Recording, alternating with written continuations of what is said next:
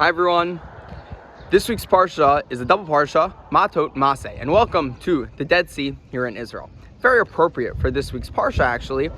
We talk about the tribes pleading with Moshe about where they want to settle in the land of Israel. And in doing so, we have the 2.5 tribes that want to inhabit the other side of the Jordan River, Aver Yarden, which actually is right over there, and they do not want to enter the land of Israel.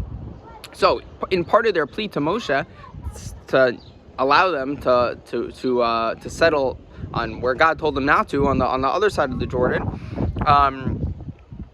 they said that they wanted to make places for their cattle to live and to herd, and also for their children to live. And Rashi comments on this verse, and he said, Tasa ikr v'atafel tafel.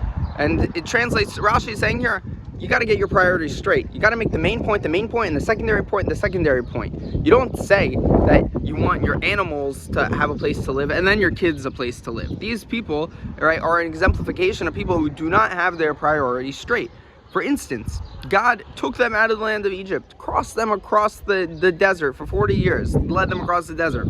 Opened the Jordan River, sorry, it's a little windy, opened the Jordan River for them and told them to cross. And now they're saying no, they want to settle the other side, and they're prioritizing their monetary cattle over their own children. So a huge lesson here in terms of priorities.